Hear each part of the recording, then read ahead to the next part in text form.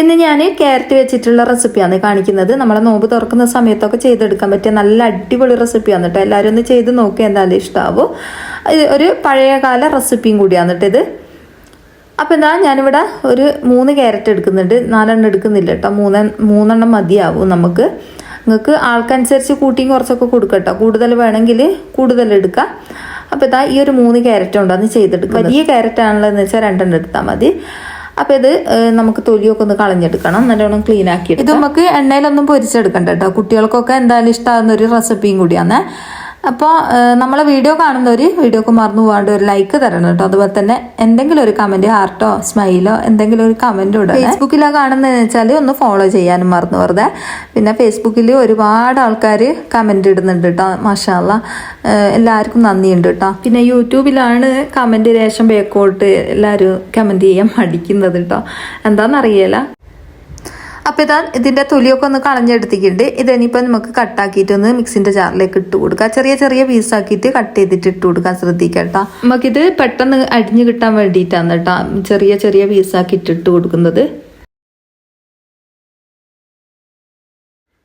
ഇനി നമുക്ക് ഇതിലേക്ക് മുട്ട പൊട്ടിച്ച് ഒഴിച്ച് കൊടുക്കാം. ഞാനിവിടെ 2 മുട്ട പൊട്ടിച്ച് ഒഴിച്ച് കൊടുക്കുന്നുണ്ട്.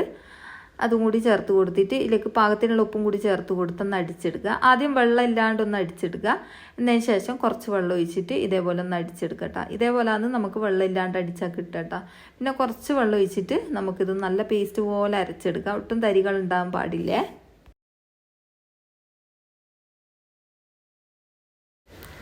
അപ്പോൾ ഇത് നല്ലോണം അടിഞ്ഞ് കിട്ടിയിട്ടുണ്ട്. ഇനി ഇതിലേക്ക് നമുക്ക് മൈദ ചേർത്ത് കൊടുക്കാം.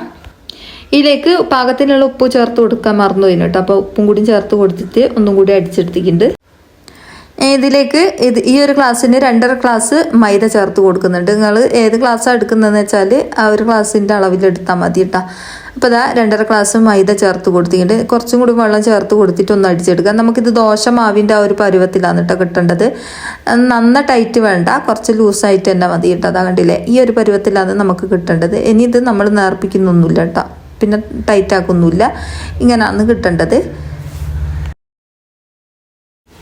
അപ്പം ഇതിനെ കൊണ്ട് നമ്മൾ അമീറാണ് കേട്ടോ ചുടുന്നത്. അപ്പോൾ ഇതാ ഞാൻ ആദ്യം ഒന്ന് ഒഴിച്ചിട്ട് ഇതേപോലെ നമ്മൾ ഇളക്കി മാറ്റുന്നുണ്ട് കേട്ടോ. ഫസ്റ്റിലത്തെ 2 എണ്ണം നമുക്ക് ഫ്ലോപ്പ് ആവും കേട്ടോ, പിന്നെ നമുക്ക് ക്ലിയർ ആയിട്ട് കിട്ടും. ഞാൻ ഇതിപ്പോൾ അടുപ്പിലാണ് ചെയ്തെടുക്കുന്നത്, സാധാരണ വിറകടുപ്പില്ലേ അതിൻ്റെ അകത്താണ് ചെയ്തെടുക്കുന്നത്. അപ്പോൾ നല്ല കറക്റ്റായിട്ട് കിട്ടും കേട്ടോ എനിക്ക്. നമ്മളിപ്പോൾ ഗ്യാസിൻ്റെ മുകളിലാണ് ചെയ്യുന്നതെന്ന് വെച്ചാൽ എനിക്ക് നടുഭാഗം വേവാത്ത പോലെ അങ്ങനെ എന്തോ ഫീൽ ചെയ്യും കേട്ടോ. എല്ലാവർക്കും ഉണ്ടോയെന്ന് അറിയില്ല, പക്ഷെ അടുപ്പിലാവുമ്പോൾ എല്ലാ ഭാഗത്തും ഒരേപോലെ തീ എത്തിയിട്ട് നമുക്ക് പെട്ടെന്ന് ആയി കിട്ടും കേട്ടോ. ഇത് ചുടുന്ന സമയത്ത് നല്ലോണം തീ വേണ്ട കേട്ടോ, ഒരു മിതമായ തീ മതി. അപ്പോൾ അത് മുഴുവനായിട്ട് ഹോള് വന്നതിന് ശേഷം ഞാൻ മൂടി വെച്ച് കൊടുത്തിട്ടുണ്ട്. ഇനിയിപ്പോൾ ഭാഗം പുക വരുന്ന സമയത്ത് നമുക്കിത് മൂടിയെടുത്ത് മാറ്റാം. എന്നിട്ട് ഇതേപോലെ ഇളക്കിയെടുക്കട്ടോ.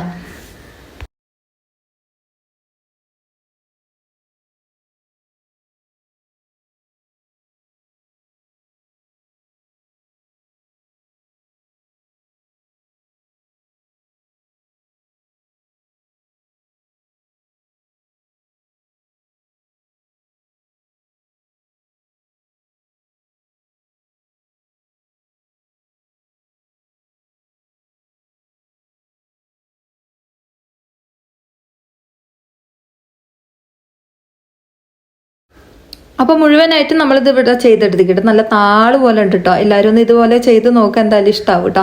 കണ്ടാൽ തന്നെ നിങ്ങൾക്ക് മനസ്സിലാവും, നല്ല താള് പോലെ നല്ല സോഫ്റ്റാണ് കേട്ടോ. നമ്മളിങ്ങനെ വായിലിട്ട് അലിഞ്ഞു പോകുന്ന ടൈപ്പാണ്. നമ്മൾ ക്യാരറ്റ് ചേർത്തതുകൊണ്ട് തന്നെ നല്ല സോഫ്റ്റാണ് കേട്ടോ. എല്ലാവരും ഒന്ന് ചെയ്ത് നോക്കിയിട്ട് നിങ്ങളുടെ അഭിപ്രായം എന്തായാലും അറിയിക്കണം കേട്ടോ. അപ്പോൾ ഇത്രയേ ഉള്ളൂ ഇന്നത്തെ വീഡിയോ. അടുത്ത ഇതേപോലത്തെ പുതിയ വീഡിയോയുമായി കാണാം കേട്ടോ. ഒരു പ്രാവശ്യമെങ്കിലും ക്യാരറ്റ് വെച്ചിട്ട് ഇതുപോലെ ചെയ്യാത്തവരുണ്ടെങ്കിൽ ചെയ്ത് നോക്കിട്ടോ, എന്തായാലും ഇഷ്ടമാവും. ഒരു വെറൈറ്റിയാണ് കേട്ടോ.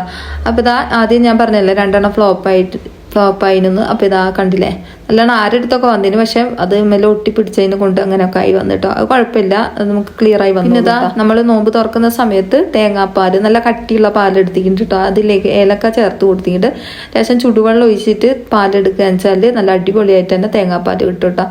എന്നിട്ട് ഇതിൻ്റെ കൂടെ നമുക്ക് ഒഴിച്ചിട്ട് കഴിച്ചാൽ മതി, നല്ല ടേസ്റ്റാണ് കേട്ടോ. ഇതിലേക്ക് നിങ്ങൾക്ക് ആവശ്യത്തിന് പഞ്ചസാര ചേർത്ത് കൊടുക്കുക, പിന്നെ നെയ്യ് ചേർക്കേണ്ടവർക്ക് അങ്ങനെയും ചേർത്തിട്ട് കഴിക്കാം കേട്ടോ.